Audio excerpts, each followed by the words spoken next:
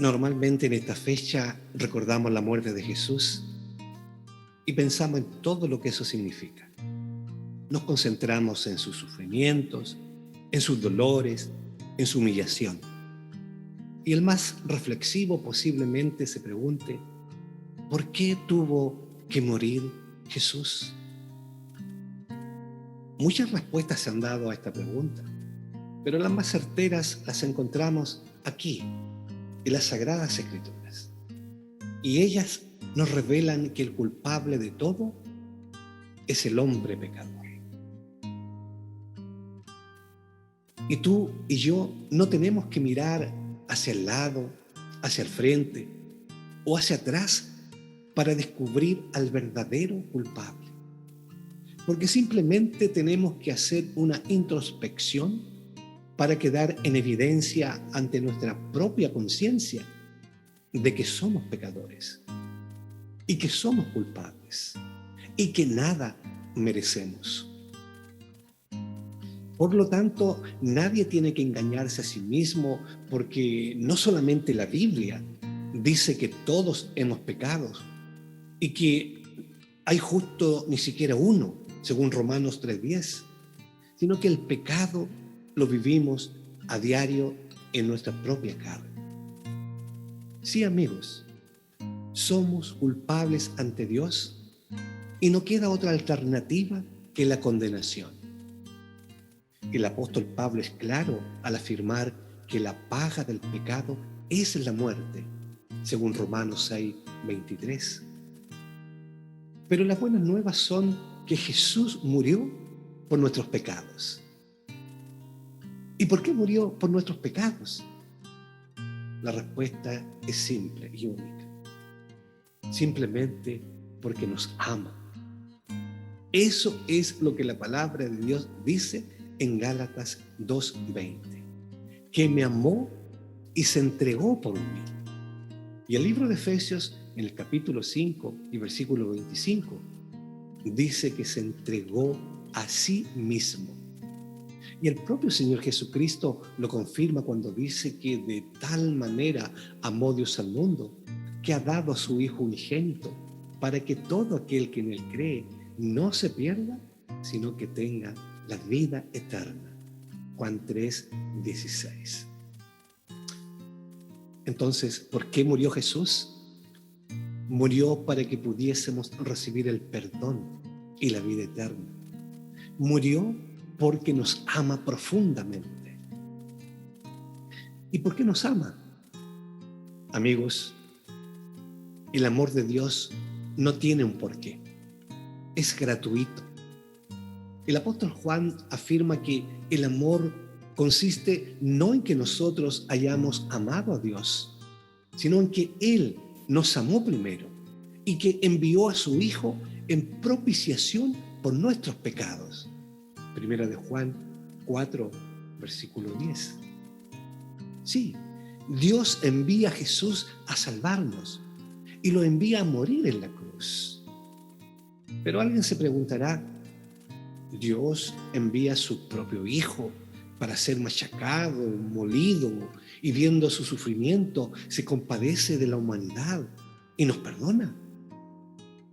Un padre que necesita la sangre de su Hijo para sentirse aplacado.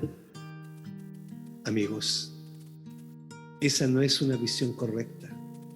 Solo es una visión parcial, porque la verdad es otra.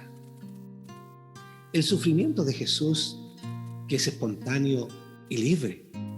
Recordemos que la Biblia dice que se entregó a sí mismo.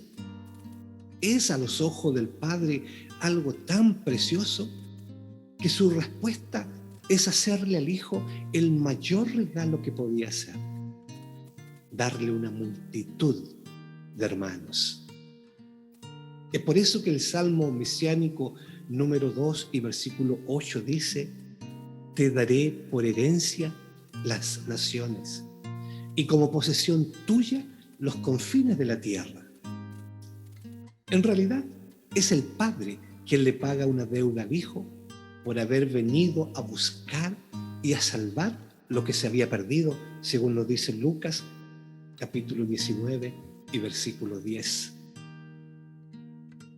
Pensemos ahora en una madre que es llamada por el director porque su hijo ha roto una puerta en el colegio pegándose con otro compañero. La respuesta de la madre ante el director es: lo siento, perdone, no sabía que mi hijo pudiera tener este comportamiento. En realidad, la madre se está culpabilizando de la mala acción de su hijo, porque entre la madre y el hijo hay tal punto de unión de sangre y de amor, que todo lo que afecta al hijo afecta a la madre. De ahí que pide perdón como si lo hubiera hecho ella, a lo que el director, ante la actitud de la madre, perdona al hijo. Pero la vinculación entre nosotros y Jesús es mucho más profunda que de la madre y el niño. Todo lo que es nuestro es de Jesús y al contrario. Por eso todo lo que hemos vivido, todo lo que es bueno y malo, Jesús lo ha hecho suyo. Jesús asume nuestro mal, nuestros pecados, cargando con ellos, pero no como si hubiese de transportar un saco de pecados. No, Él asume todos los pecados del mundo. Él se sentía como el pecado del mundo. Y esta es la pasión de Cristo. En Romanos capítulo 8 y versículo 3 dice que Dios condenó el pecado en la carne de Cristo. Y el apóstol Pedro confirma lo mismo diciendo que Él llevó nuestros pecados en su cuerpo para que nosotros, estando muertos a los pecados, vivamos a la justicia y por cuya herida fuisteis sanados. Primera de Pedro 2:24. Acertadamente también el profeta Isaías, siglos antes, había afirmado que todos nosotros nos descarriamos como ovejas, cada cual se apartó por su camino, mas Jehová cargó en él el pecado de todos nosotros. Y proféticamente dice: angustiado él y afligido, no abrió su boca. Como cordero fue llevado al matadero, y como oveja delante de sus trasquiladores, enmudeció y no abrió su boca. En el Nuevo Testamento leemos: al que no conoció pecado, por nosotros lo hizo pecado, para que nosotros fuésemos hechos justicia de Dios en él. Segunda de Corintios 5:21. Qué gran misterio, el misterio de la piedad, el Hijo de Dios convertido en pecado. Amigos, todo el orgullo, rebeliones, lujurias, hipocresías, violencia, injusticia, todas las mentiras, todo el odio, asesinatos, todos los pecados de todos los hombres de todos los tiempos, Jesús los hizo suyos en su pasión. Él fue herido por nuestras rebeliones, molido por nuestros pecados. El castigo de nuestra paz fue sobre Él y por su llaga fuimos nosotros curados. Isaías 53:5.